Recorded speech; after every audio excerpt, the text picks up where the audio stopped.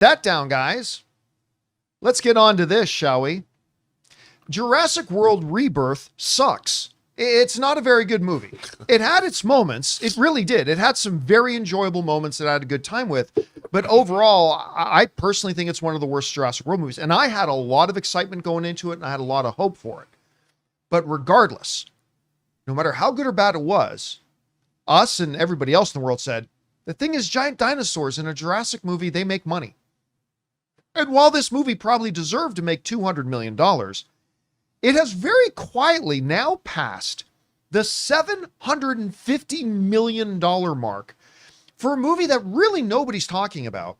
And quite frankly, again, I don't think is even all that good. But this speaks to the power of this franchise. The folks over at Variety wrote the following. Jurassic World Rebirth keeps roaring at the box office with ticket sales clearing the $750 million milestone over the weekend. Universal's Dinosaur tentpole, which rebooted the prehistoric series with Scarlett, it didn't really reboot it. Scarlett Johansson, Jonathan Bailey, and Mahershala Ali, who is not Blade, at the helm, has grossed $766 million globally after 5 weekends of release. It's one of those Hollywood films this year. Disney's Lilo and Stitch made $1 billion, and Warner Brothers' A Minecraft movie made $955 million, are the other two to clear $750 million so far. That is rare company. Think about this. We are in the second half of the year. It's not like time flies, guys. 2025 is not a new year anymore. We are more than halfway through the year. And this movie is right now the third biggest film of the year so far, only behind, again, Lilo and Stitch and the Minecraft movie. Listen, I may not have loved this film, but again, this speaks to the power of the franchise. That's a great shot, though. People, it is good. And you know, I love that scene. Yeah. I know a lot of people say, how did the ref, I get it. The dinosaur scenes in this movie are awesome. When it's firing, it's really enjoyable. I just found that it did not fire very often. No, well, because the rest of the movie is like, eh. Now, when you put it in perspective of the Jurassic franchise historically, it ranks near the bottom. Like, you can see it here. The Jurassic World is the highest grossing one, made $1.67 billion. Jurassic World Fallen Kingdom made $1.3 billion. Jurassic Park, including all of its re-releases, has made $1.046 billion. Jurassic World Dominion made over $1 billion. That means, other than this new one, every Jurassic World movie joined the $1 billion club.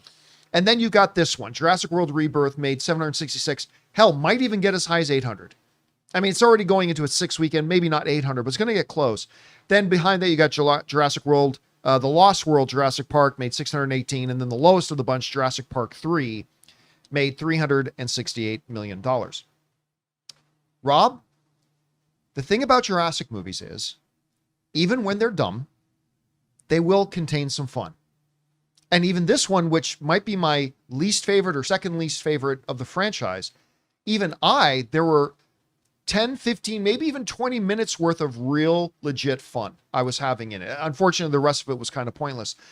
But it speaks to that. People, you put up a movie called Jurassic in theaters, regardless of word of mouth, regardless of anything else, people are going to go, I might want to go check that out because it sounds like fun. And people go. And they continue to go. And I said after I saw this movie, Rob, they're not going to make another one of these after this. They've totally run out of steam. When you're saying the population of the earth is no longer interested in dinosaurs in your own movie, which is a ridiculous thing to say, you've run out of gas. No, I was wrong. They're going to make another one. This wasn't even all that good, and it made $750 million. Of course you make another one. And you know what? I'll go see it. Because, I mean, it's a little hit and miss, the franchise, but when they hit, it's a ball of fun. And even when they're not so great like this one, it's at least not a complete waste of time. Like, I didn't think this movie sucked.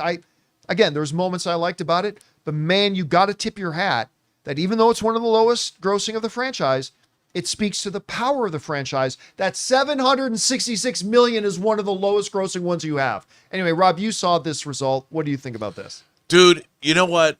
As much as I was disappointed overall by the movie, the dinosaur action was awesome.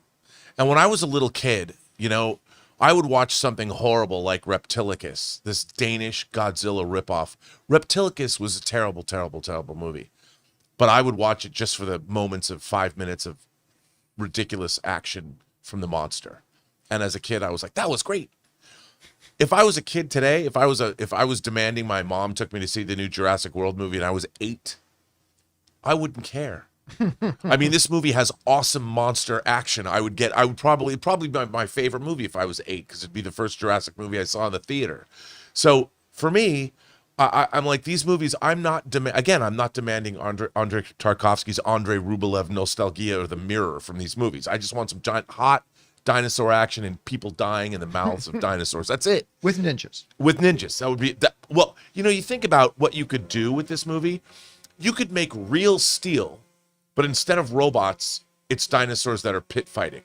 Like, you could do take your pick. You could do Gladiator with dinosaurs, like dudes riding dinosaurs. You could do in the future, like 50 years from now. There's so many, you could take this, and if there was just dinosaurs eating people doing in an arena fighting, who wouldn't watch that? I would totally watch that. There would be, if you told me they're making Jurassic Universe and they had an arena on the moon where they would sequester T-Rexes and they would keep them safe from the human population, and they were going to fight in an arena on the moon, I'd be like, sign me up.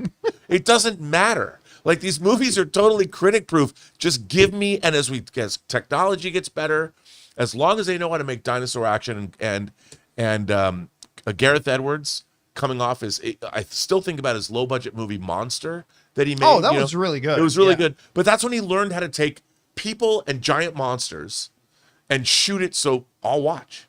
I got to admit, the idea of just, like, say, robo fight jockey dinosaurs, I don't think that works.